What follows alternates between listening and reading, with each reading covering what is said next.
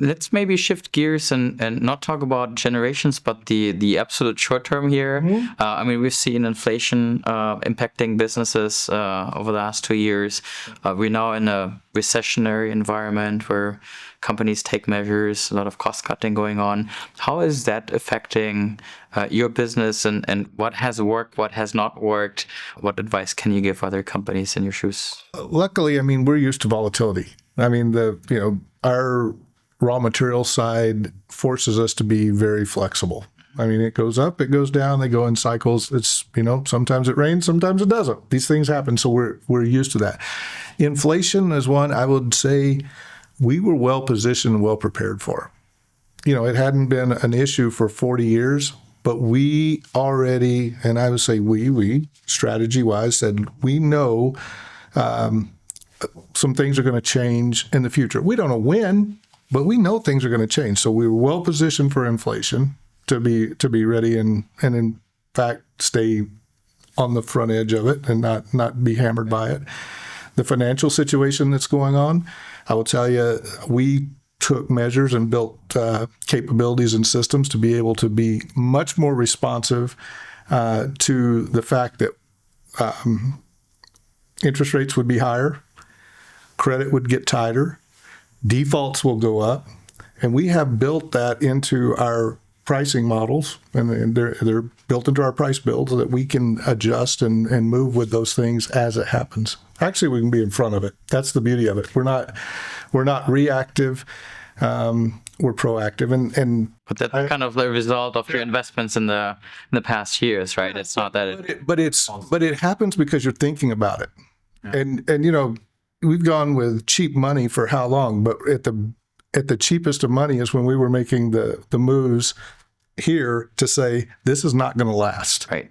It cannot last. Now, we didn't know COVID was going to come along and all this money was going to flood everywhere in the world, that inflation was going to go that high. But we were prepared for it because we had thought about the risk factors that we knew were a possibility. And, I'll be honest with you, we built some stuff and we said, at the time we built it, we said, put zero in there. Fine, it's no impact. When it is an impact, you're ready. And that's the way we built it. Interesting, yeah. So it's not a crystal ball, but it's a model that you fill over time as you start learning more about your environment, yeah. Well, and this is where the real strategic minds have to come into play. That's not being a reactive pricer, that's being a proactive business person. So then I'm curious, where do you guys see kind of the short midterm future headed? Anything you guys can share? Inflation is it won't be as high as it has been, but you're moving off of a higher base. So even though the inflation rate is coming down, you're building off of a higher base continually. So you're still going to have inflation. Got to deal with it. Labor rates have probably not caught up. So there's probably still some more pain to come there. Yeah. There's still some more pain, and pain or gain. I think I'm happy for people to make more money, because if people have more money, they're going to. Yeah. Usually as people's incomes go up, they eat better, and the stuff we make is usually higher up the food chain, so it's a good thing. So it kind of then implies, like, if companies haven't invested in pricing and they got a bit caught by surprise by all the inflation stuff going on, based on kind of your estimates, you still need to get your ducks in a row and really learn how to deal with inflation and work on price increases. I think there's just, I mean, again, I say I'm a closet economist sometimes, and I do come out of the closet occasionally on this, but there is still so much money supply out there. There's so much money out there that money will find a home somehow, somewhere, and there's going to be a demand for it. And if you have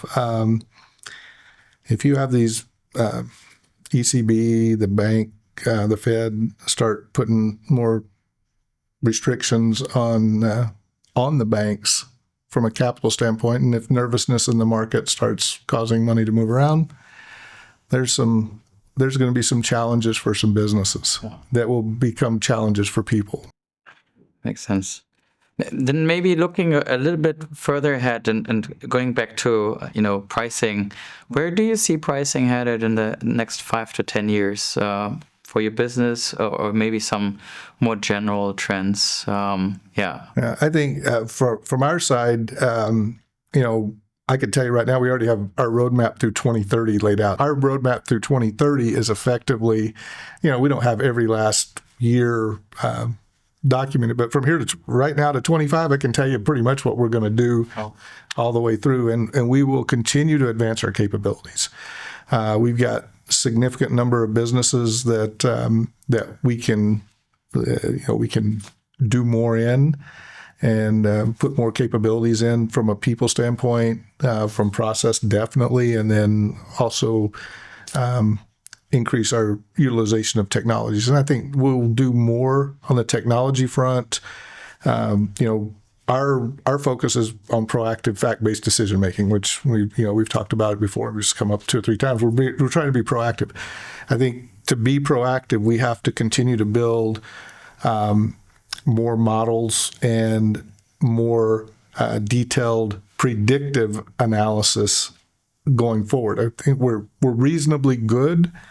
I think we need to be stronger, and I think the market will demand it as we go forward too. So I think we need to get just continue to get stronger. And it's like I said, it's that giant blue circle of continuous improvement.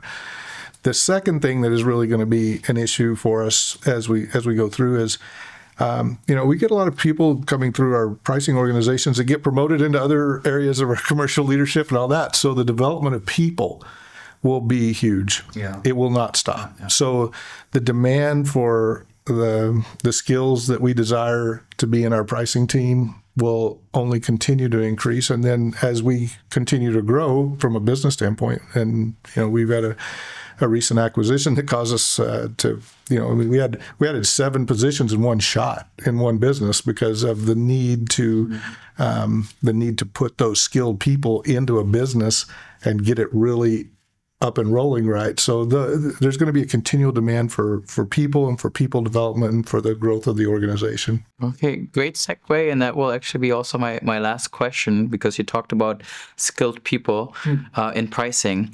If you just think back of your start of your career in pricing, what would be the one advice or the 2, 3 points of advice that you would give to yourself back then? What to avoid, what things to do to make a successful career in pricing? This is an interesting one, and I would for new people today, I actually think they should invest more time learning the business of the business.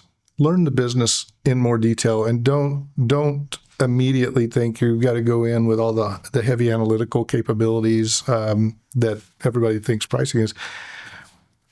Business is the most important. You've got to have a commercial acumen and a desire to understand how you make money, why you make money, who you make money with, and what the benefits to the entire organization are. So I would say, and luckily I had that opportunity, which is, with the broad base of career growth that led to pricing.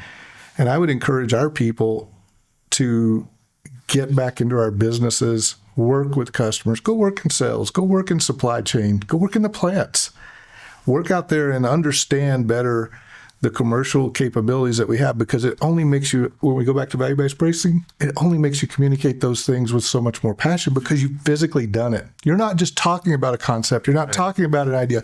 You've been there. You've done it. You've worked with the guy on third shift who's loading out those trucks on this Sunday night when you're saying, damn, we got to get all this stuff going so Monday morning everything can fire up again. Yeah. Those are the kind of things that I encourage the people to do. And, our people coming up today, they want to, be promoted every 2 years or less into something greater. I was going, invest the time to learn these things, because as you go through, what you'll be able to build a career off of will be so much greater if you have a foundation that's broader, wider, and deeper than if you have this narrow pillar that goes like this. So build a broader foundation. Make sure that you've got that knowledge of what you do in a business, and again, why you do it, and then what are the outcomes in the funds that you make and the money that you make.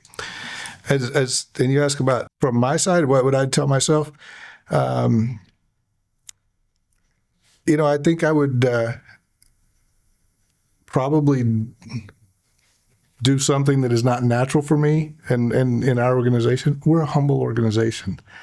We probably should have promoted more about all the good that we were doing faster. It's obviously recognized. I mean, it's not that it's not recognized, but we probably could have done more and still can do more. Oh, well, we're on it right now. Yeah. Still can do more to promote what good things we've helped these businesses accomplish. And really, I mean, we've transformed business. We have saved businesses that would have otherwise probably been divested.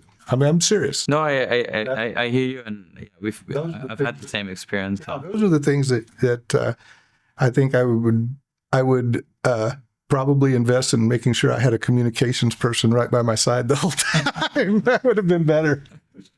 Awesome. Yeah, awesome advice. Lynn, thank you so much.